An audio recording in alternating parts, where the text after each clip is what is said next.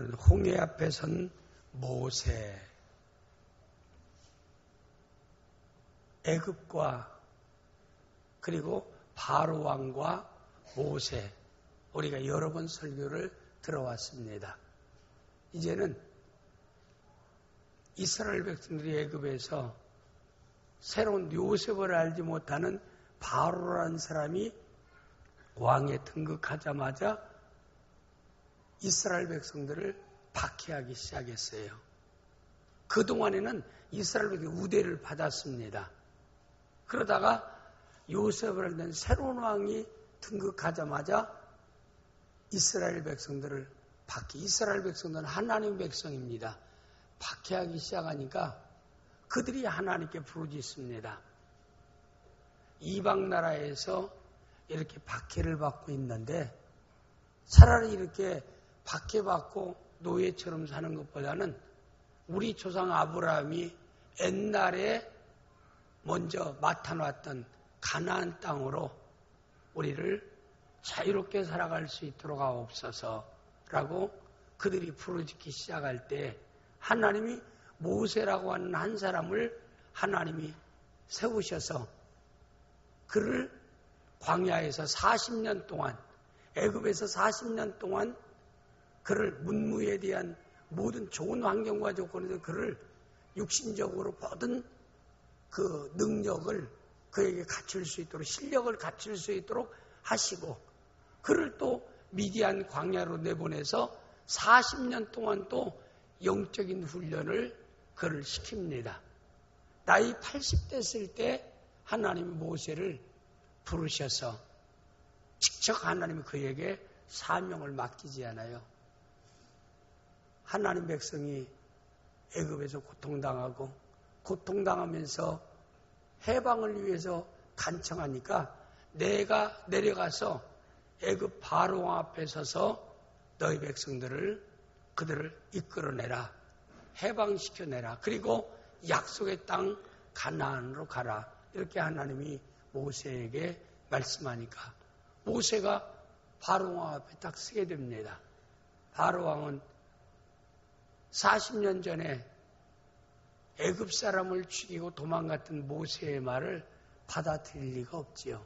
거절하니까 하나님이 모세를 통해서 10가지의 재앙을 내리게 됩니다.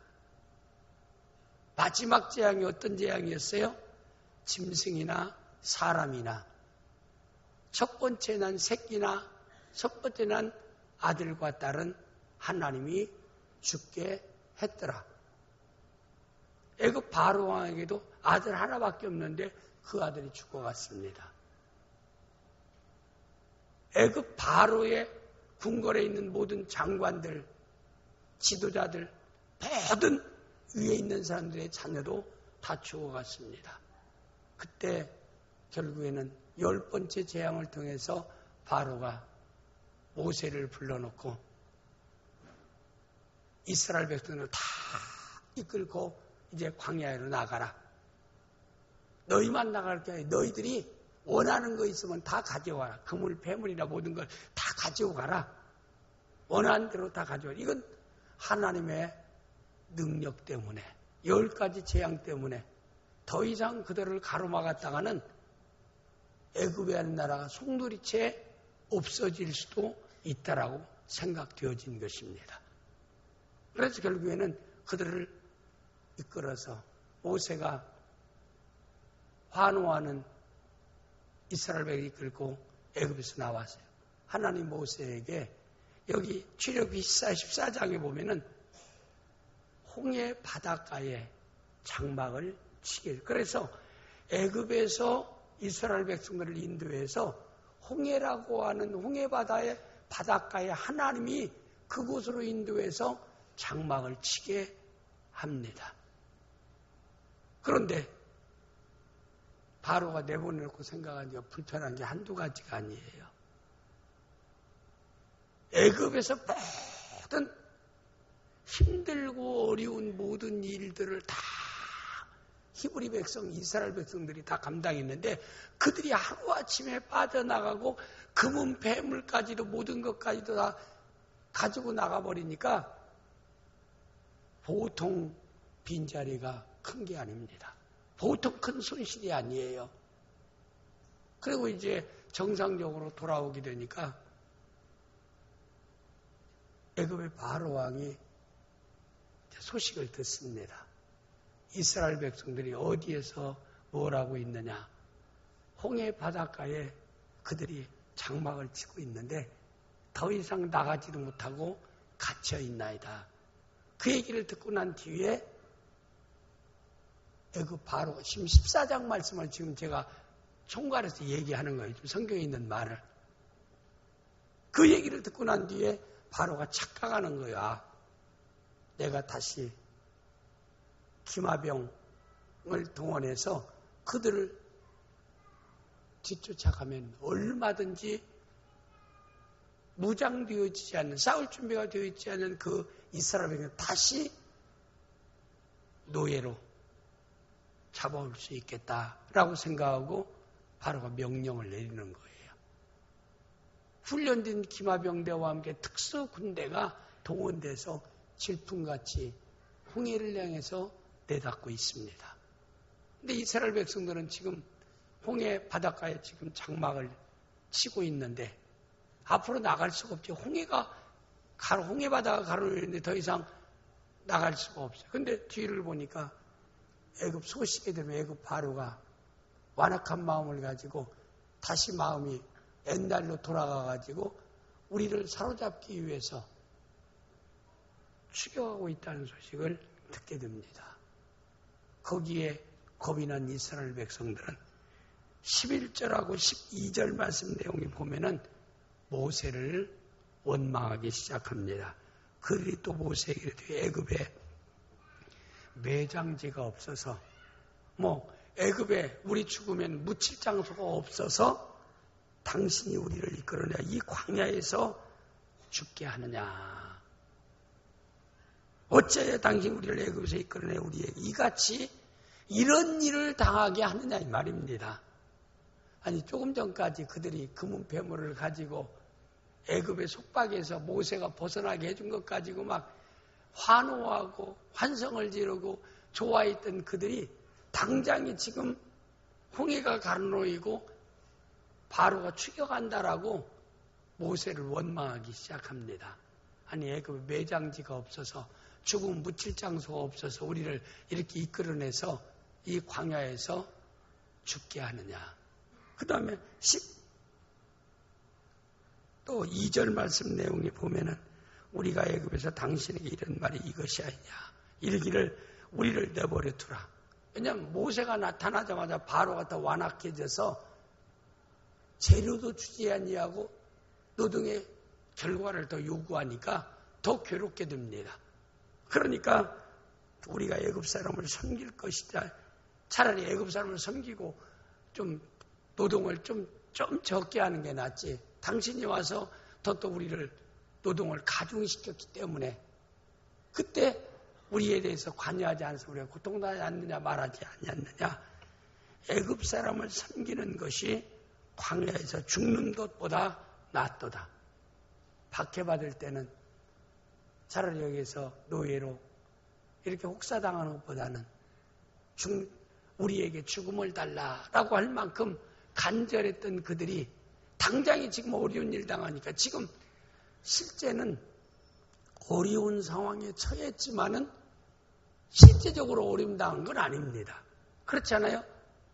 지금 그들이 나와서 홍해 앞에 바닷가에 장막 치고 거기 있을 뿐이지 그들은 추격하려고 왔지만은 그들을 단 한 사람도 털끝만치도 해함당하지 아니한 상태입니다. 그런데 이스라엘 백성이 이렇게 모세를 원망하고 불평하기 시작합니다. 그럴 때 하나님이 출애굽기 14장 15절에서 20절 말씀 내용에 보면은 하나님이 말씀합니다. 출애굽기 14장 14절 말씀에 여호와께서 너희를 위하여 싸우시 너희는 가만히 있을지니라 이렇게 말씀합니다. 그러면서 너희를 두려워하지 말라 하면서 이스라엘 백성들을 위로하고 내가 싸워주리라.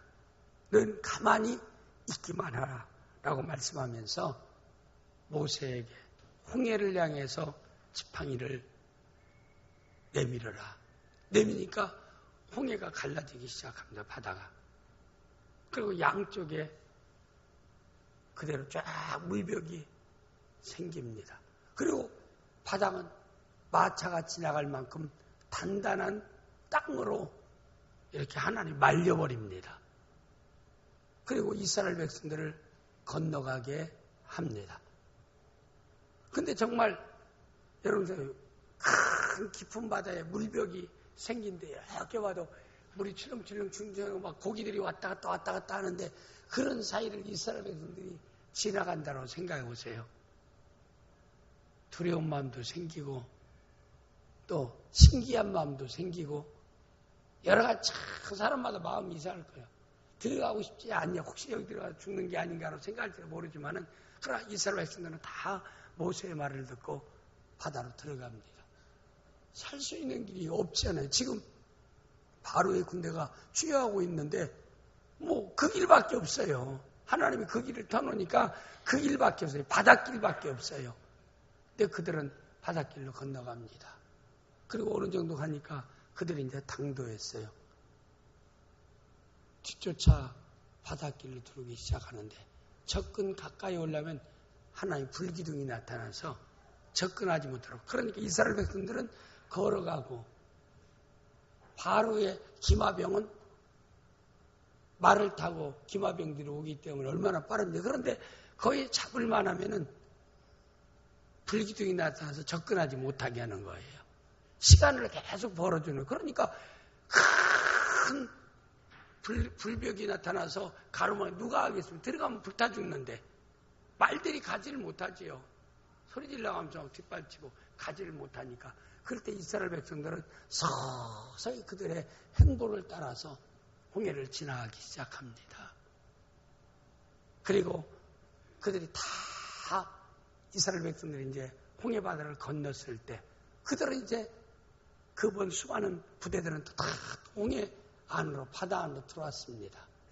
그때 하나님 모세에게 지팡이를 다시 홍해를 향해서 내밀자마자 길이 됐던 그 홍해 그 안에 애굽 바로의 군대가 들어와 있는데 물이 다시 다 순식간에 합해져 버립니다. 그러다 보니까 그 안에 들었던 애굽 사람들은 어떻게 됐을까요? 단 한 사람도 살지 못하고 다 수장되고 맙니다. 여기 28절 말씀 내용에 보면은 물이 다시 흘러 병거들과 기병들을 덮되 그들이 뒤를 따라 바다에 들어간 바로의 군대를 다 덮으니 하나도 남지 아니하였다. 하나도만 한 명도 단 한 사람도 살아나지 못하였더라. 저는 애굽과 이스라엘, 모세와 바로 이와 같은 대결이 계속 되는데 가장 절정에 이르는 장면은 아마 그 장면인 줄 압니다. 10가지 재앙의 장면은 사실 서곡에 불과합니다. 마지막 너희가 다시는 이 홍해를 통해서 홍해의 기적을 통해서 다시는 너희를 핍박하던 애굽 사람을 다시는 보지 못하리라. 하나님 말씀했는데 거기 쫓아왔던 애굽의 많은 군대들은 완전히 순식간에 우리가 막 쓰나미나 태풍이 해일을 통해서 순식간에 필리핀의 어느 도시를 완전히 집어삼킨 것처럼 일본의 어느 그 도시를 막 집어삼킨 것처럼 그보다 더 순식간에 바다에 막 저 밑에 점과 같이 들어와 있는 사람들 순식간에 위해서 확 바다 합쳐진다고 생각해 보세요. 그러면 그 바다 속에 단 한 사람도 살아나는 사람이 없었더라라고 하는 것이 오늘의 말씀의 내용입니다. 저는 이 사건, 이 홍해 사건 가운데서 가장 중요한 키워드, 핵심은 어느 말씀이냐면 저는 14절 말씀입니다. 출애굽기 14장 14절 말씀 내용이 가장 중요한 말씀의 내용입니다. 출애굽 14장 14절 말씀. 여호와께서 너희를 위하여 싸우리니 너희는 가만히 있을지어다. 왜 이 말씀이 우리에게 중요해요? 우리도 역시 오늘 살아가는 여러분과 저도 이와 같은 홍해와 같은 극적인 환경과 조건에 우리가 처해 있지 않는다 할지라도 인생을 살다 보면 크고 적은 고난과 역경이 우리 앞에 다가옵니다. 그런 하나님 백성에게 고난과 역경이 다가올 때 어떻게 그 환경과 조건에 대처해 가느냐, 극복해야 되느냐라고 하는 것을 이 사건을 통해서 우리에게 말씀해주고 있는 것입니다. 저는 성경 가운데서 제 삶의 하나에 가장 중요하게 제 마음속에 어떤 고난과 역경에 처할 때마다 거기에 대한 중요한 하나의 해결책을 말씀을 통해서 저는 항상 가지고 있는 것 중에 하나가 있어요. 왜냐하면 고린도전서에 보니까 하나님의 자녀인 성도에게 하나님은 감당치 못할 시험당함을 허락하지 아니하시고 시험당할 즈음에 피할 길을 내사 능히 감당케 하시느니라. 이 말씀의 뜻은 뭘까요? 시험은 우리가 당하는 고난, 역경, 어려움입니다. 우리가 세상에 살면서 어려움 당하지 않고 고난 당하지 않고 세상에 살아가는 사람은 하나도 없어요. 누구나가 다 당하고 살아갑니다. 근데 우리 하나님 백성된 성도에게 당하는 고난과 역경과 어려움은 하나님이 그에게 감당할 만큼만 하나님이 쉰다는 겁니다. 또 한 가지는 시험 당할 때에 피할 길을 내사, 이 말은 그 고난을 극복할 수 있는 해답도 하나님이 가지고 계시다 이 말입니다. 그러니까 우리는 그 해답을 여호와를 경외하고 하나님 앞에 기도를 통해서 하나님께 해답을 구하면 우리에게 그 해답을 주십니다. 해답대로 우리는 능히 감당하는 성도가, 극복하는 성도가 되어야 될 줄 믿습니다. 하나님의 약속이에요. 여러분, 하나님께서 홍해에 지금 있는, 앞으로 전진도 하지 못하고 뒤로 바로의 군대가 추격하고 있고, 이스라엘 백성들은 지금 어디 옴짝달싹 못하잖아요. 이걸 풍전등과 같은 진퇴양단의 어떤 그런 어려움에 처해 있지 않습니까? 그런데 하나님께서 모세를 통해 이스라엘 백성들에게 두려워하지 말라, 안심하라, 내가 싸우겠다, 내가 싸우겠다, 내가 도와주리라 이 말입니다. 내가 해결하겠다 이 말입니다. 이 말씀 속에서 우리는 우리에게 이스라엘 백성에게 말씀은 가만히 있으라 그랬어요. 우리가 가만히 있으라는 말은 뭘 말씀하는 의미일까요? 너희가 그 환경, 그것도 내 주권 속에서 이루어진 일이라 이 말입니다. 성도가 어려움 당할 때 하나님 모르게 당하는 어려움 하나도 없어요. 하나님의 주권 밖에서 당하는 어려움이 하나님이 누구예요? 우리 아버지입니다. 나를 사랑하셔서 독생자까지 아끼지 않으시고 나를 이렇게 내어주시고 아들을 십자가의 희생함을 통해서 여러분과 저를 하나님의 자녀로 삼으셨고 우리의 죄를, 우리 죄악과 우리를 건져냈습니다. 우리를 구속하신 아버지 하나님입니다. 그분은 전능자예요.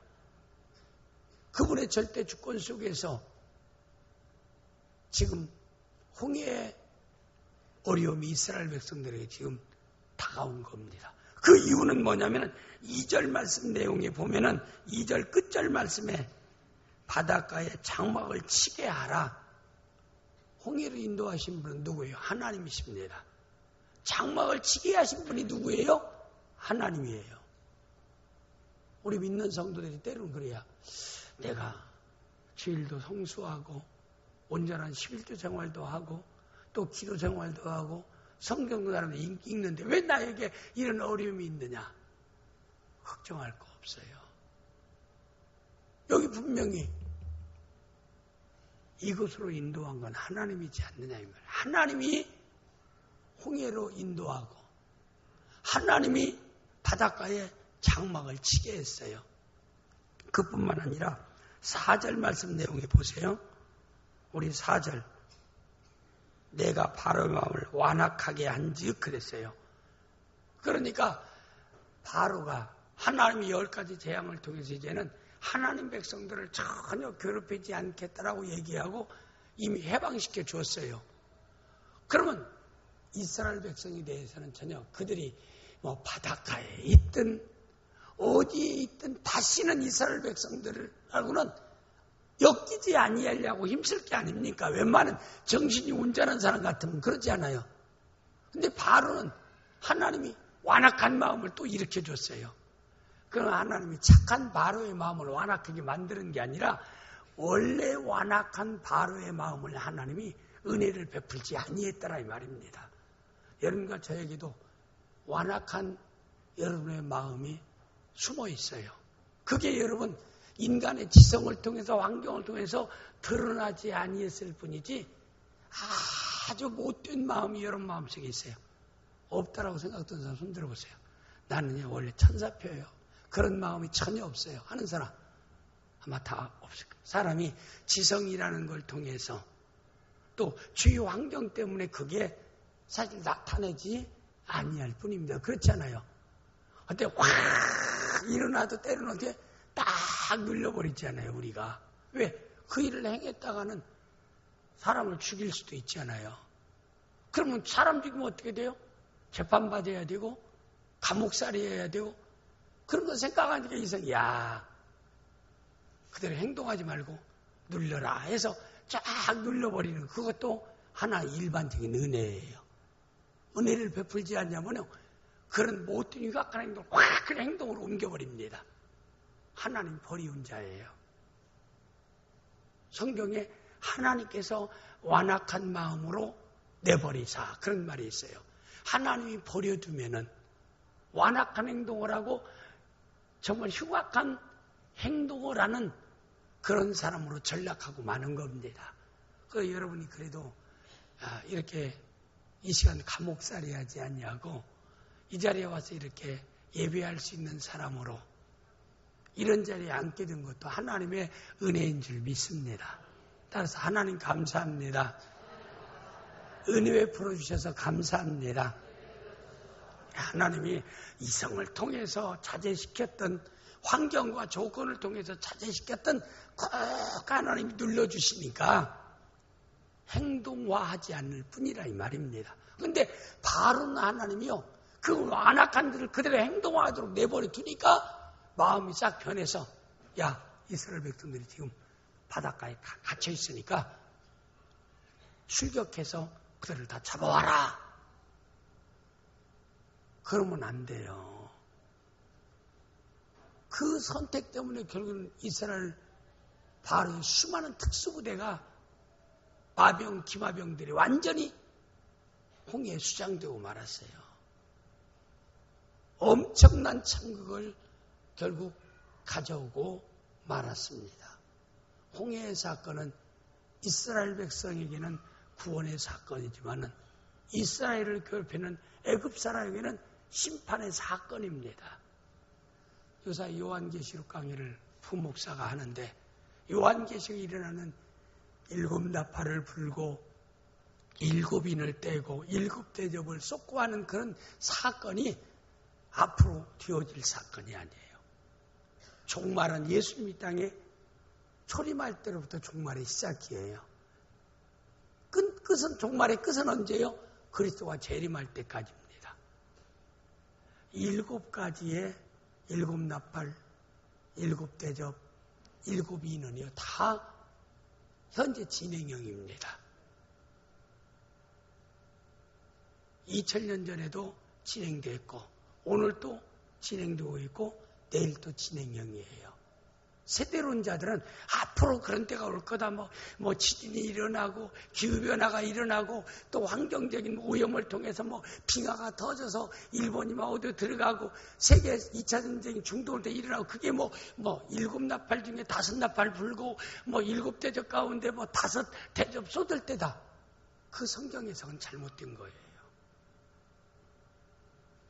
이런 것들은 구약에 있는 상징적인 에스겔 같은 상징적인 사건을 통해서 이스라엘 백성들이 그 당시 로마의 박해를 받을 때 사도 요한을 통해서 하나님 백성들에게 로마의 박해 당하는 그 박해가 7대접 7나팔을 부는 그런 걸로 상징적인 것으로 얘기하니까 로마 사람들은 실제적으로 로마가 우리를 이렇게 박해한다라고 하는 것을 성경을 통해서 설명하고 있기 때문에 그들은 깨닫지를 못할 뿐이라 이 말입니다. 우리가 하나님 말씀은 모르게 기록된 말씀이 아닙니다. 그래서 하나님의 모든 역사 가운데 요한계시록은 우리에게 공포를 조장하기 위해서 불안감을 조장하기 위해서 주어진 말씀이 아니에요. 요한계시록도 다른 말씀과 같이 복음서의 다른 모든 말씀과 같이 현재 나에게 적용하는 말씀이고 우리에게 두려움과 공포를 갖게 하기 위해서 기록된 말씀이 아니라 하나님의 모든 역사는 하나님을 반대하는 사람에게는 심판의 사건이고 하나님을 경외하고 순종하는 사람에게는 구원의 사건이 되어질 줄을 믿습니다. 몇 나팔을 불었던 몇 대접이 쏟아졌건 인을 몇 개를 띄었건 우리는 걱정할 필요가 하나도. 우리에게는 구원의 역사니까. 우리 하나님의 역사, 하나님의 모든 역사는 믿지 않는 사람에게 심판의 역사요, 믿는 하나님 백성에게는 구원의 역사가 되어지는 줄을 믿습니다. 홍해 사건은 이스라엘 백성들에게 정말 최고 신나는 사건이잖아요. 홍해 사건 같이 이스라엘 백성들에게 정말 신나는 사건이 어디 있겠어요? 다시는 이스라엘 백성을 괴롭히는 사람들을 다시는 그들의 눈으로 보지 않고 그들 앞에서 그 엄청난 군인들이 쌍되어서 막 한 사람 살지 못하는 그런 역사 가운데 이스라엘 백성들은 그 사건을 통해서 완전하게 애굽의 굴레에서 완전하게 벗어나게 됩니다. 하나님의 모든 역사는 하나님 백성에게는 구원의 사건이 되어질 줄을 믿습니다. 그러니까 어떤 일이 일어나도 우리는 결코 하나님 백성들은 겁날 것이 없는 것은 하나님의 주권 속에서 일어나는 역사요. 하나님의 주권 속에 일어나는 역사는 우리 성도에게는 구원의 사건이 되어질 줄을 믿습니다. 이것이 하나님의 홍해에서 일어나는 사건에 대한 중요한 요소입니다. 분명히 성경 가운데 제가 좋아하는 성구절 마태복음 10장 29에서 31절 말씀 내용이 있습니다. 참새 2마리가 한 낫사로에 팔리지 않느냐. 그러나 너희 아버지 허락지 않으면 그 하나도 땅에 떨어지지 아니하리라. 공중에 나는 이름 모를 새들, 이름 있는 새라 할지라도 주인 없는 새라 할지라도 그것이 땅에 떨어져서 죽고 떨어지는 것도 다 하나님의 주권 속에서 되어지는 일이다. 그리고 또 30절 말씀에 너희에게는 머리털까지 세심마 되었다. 하나님 백성은 하나님이 머리털 하나하나 몇 개인가까지도 하나님이 세심하게 하나님이 관심을 집중하고 있다 이 말입니다. 그러면서 31절에 뭐라고 그랬어요? 두려워하지 말라. 너희는 많은 참새보다 귀하니라. 하나님은 나를 외면하시는 하나님이 아닙니다. 모르시는 하나님이 아닙니다. 내가 당하고 있는 환경 가지고 하나님은 모르시는 게 다 아시고 계십니다. 여러분 자녀를 길러봤지 않아요? 자녀가 아파하면 부모의 마음은 어때요? 내가 대신 아팠으면 그게 부모의 마음입니다. 자녀의 아픔에서 건지기 위해서는 아까운 게 하나도 없어요. 모든 걸 다 아픔에서 벗어날 수 있으면 다 하는 것이 부모의 마음입니다. 하나님의 자녀인 여러분과 저 아픔 당하고 어려움 당할 때 하나님은 모르십니까? 아니에요. 하나님은 다 아십니다. 너무나 잘 알고 계십니다. 나보다 더 가슴 아파하시는 하나님이십니다. 안타까워하시는 하나님이십니다. 하나님의 주권 속에서 일어난 일이에요. 그러니까 내가 다 알고 있으니까 너는 두려워하지 말라. 나만 믿으라 이 말입니다. 나만 믿으라. 누구를 믿으라고요? 하나님만 믿으라 이 말입니다. 내가 해결하겠다. 내가 너희에게 허락한 이 상황, 내가 허용한 가운데서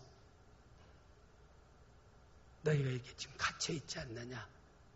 내가 바로의 마음을 완악하게 했지. 그러면 이유가 뭐예요? 하나님께서는 첫째는 애굽 사람들로 하여금 여호와가 참 하나님임을 알게 하기 위해서 그랬어요.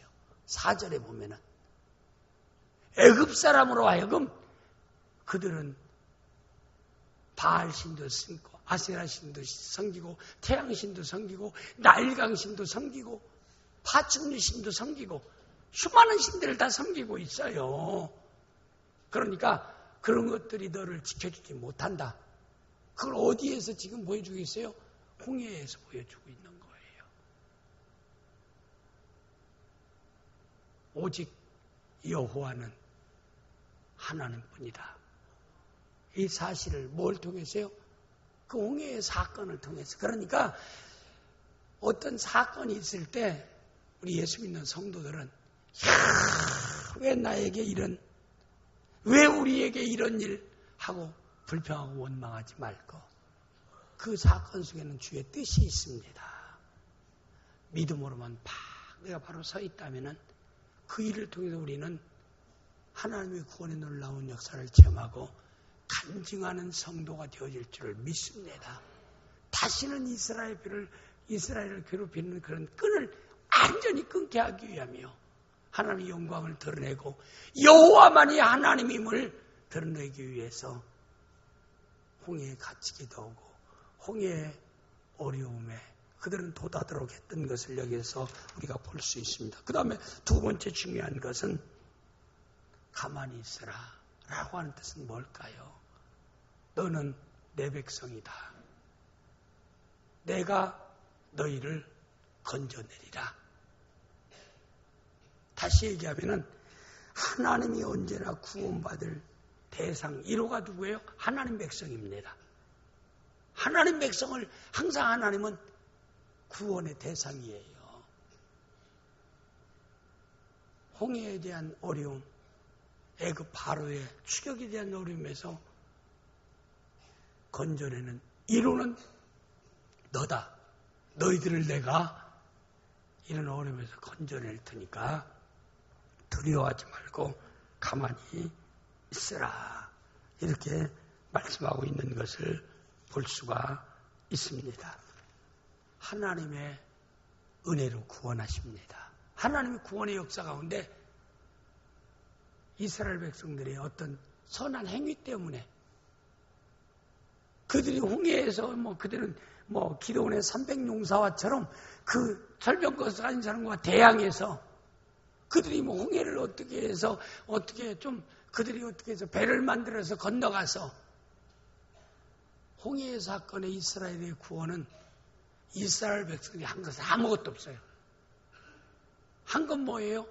하나님께 모든 거 맡기고 하나님 말씀에 아멘하고 행동한 것밖에 없습니다. 하나님 우리를 구원하시는 구원의 역사는 하나님의 은혜입니다. 죄사함 받는 구원의 역사도 우리 죄를 하나님의 아들인 예수 그리스도 대신 십자가에서 내 죄를 담당 십자가를 지셨어요. 그 예수를 하나님 우리에게 믿게 하는 믿음을 통해 우리를 건져내십니다. 구원의 역사도요, 하나님의 은혜로운 역사요, 주권적인 역사입니다. 너는 내 백성이니 내가 환난에서 건져낼 거니까 너희는 가만히 있으라. 그 다음에 또 가만히 있으라는 말씀의 중요한 핵심은 뭐냐면은 그들에게 그 환난에서 구원받을 수 있는 믿음을 그에게 하나님이 주십니다. 그리고 그 믿음을 통해서 구원을 얻게 하시는 거예요. 출애굽 14장 13절 14절 말씀 내용에 보면은 하나님께서 모세를 통해 이스라엘 백성들에게 얘기합니다. 하나님 원망하고 그들을 향해서 하나님께서 모세의 백성에게 이르되 너는 두려워하지 말고 가만히 있어서 여호와께서 오늘 너희를 위하여 행하시는 구원을 보라. 너희가 오늘 본 애굽 사람을 영원히 다시 보지 아니하리라. 이렇게 하고 출애굽 14장 22절에 이스라엘 자손이 바다 가운데로 육지로 걸어가고 물이 그들의 좌우에 벽이 되어 있다. 벽이 되었나니 이 말씀 가운데 보면은 홍해를 벗어나는 데는 이스라엘 백성들의 믿음이 필요했어요. 믿음은 뭐예요? 바다 사이에 마른 땅에 길을 내고 지금 약 물벽이 이렇게 막 있고 물벽이 있는 그 사이 길로 지금 이스라엘 백성들이 지금 행군에서 들어갑니다. 들어갈 때 여러분 어떻게 했습니까? 두려운 마음이 없겠어요? 물벽이 있고 막 이렇게도 그냥 물이 가득 차 있고 넘실내고 고기들이 왔다 가니까 언제 합해질지 모르는 그런 광경을 몇 시간 동안 지금 그들이 지나가야 되는데 그게 믿음이 없이는 지나갈 수 없어요. 그러나 모세를 통해서 이스라엘 백성들이 하나님 말씀을 들으니까 그 물벽이 있는 그곳을 지나갈 수 있는 믿음이 이스라엘 백성들에게 생겼습니다. 중요한 요지는 뭐냐면은 하나님은 환난을 당할 때, 고난을 당할 때, 어려움을 당할 때, 역경에 처할 때 환난과 고난과 역경을 극복할 만한 믿음을 하나님 우리에게 선물로 주신다는 사실입니다. 고린도서 12장에 보면 은사 가운데 믿음의 은사가 있어요. 근데 믿음의 은사는 사람마다 처음부터 큰 믿음의 은사를 갖는 게 아니에요. 우리가 신앙생활을 하면서 내가 크고 적은 어려운 일을 당하면서 내가 믿고 기도했더니 믿음대로 어려움을 극복했어요. 적은 어려움을 극복했어요. 이것이 점점 쌓이다 보면은 믿음이 커지기 시작합니다. 요셉도 어렸지만은 양을 치면서 하나님이 도와주시는 것을 하나하나 체험했어요. 그러니까 나중에는 새끼를 큰 곰이 물고 가는데도 겁없이 달려가서 곰과 싸워서 곰을 입을 열고 새끼 양을 건져낼 수 있는 믿음의 행동이 있었습니다. 그래서 블레셋 골리앗 대장 앞에 나갈 때도 사울 왕에게 얘기했어요. 내가 양들을 칠 때 큰 곰이 양 새끼를 물고 가면 내가 맨손으로 가서 큰 곰을 입을 찢고 양 새끼를 건졌습니다. 이게 하나님이 나와 함께 하셨기 때문입니다. 하나님이 나를 도와주셨기 때문입니다.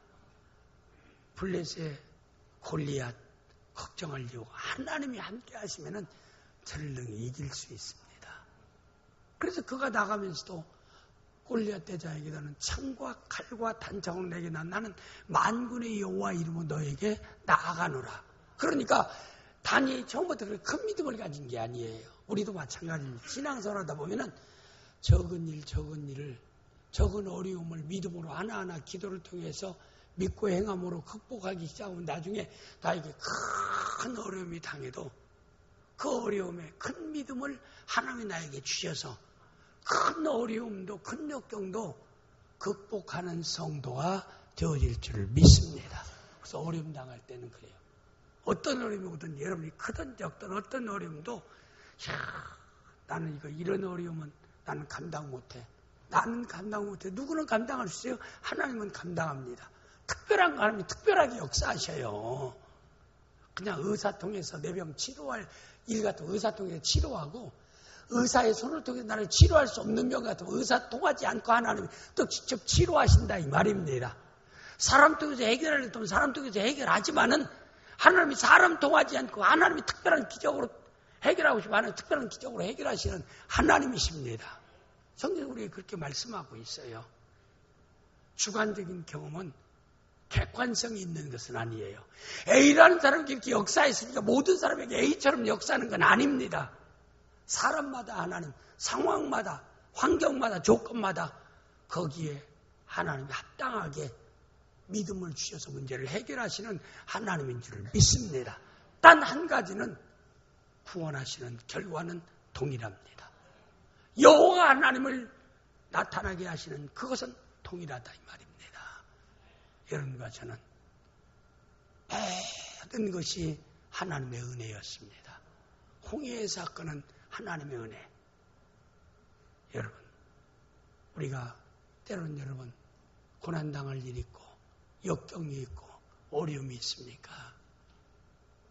하나님은 그 일을 통해서 하나님의 어떤 뜻을 이루기 위한 하나님의 뜻이 있음을 알아서 그 뜻을 깨닫는 성도가 되어지고 그리고 하나님 앞에 우리가 해결할 수 있는 믿음을 구해서 문제를 하나님의 은혜 가운데 주어지는 믿음을 통해서 문제를 해결할 수 있는 귀한 성도들이 되어질 수 있기를 주님으로 축복합니다. 여호와를 경외하고 우리가 하나님 말씀에 순종하고 살면은 이 땅의 어떤 일도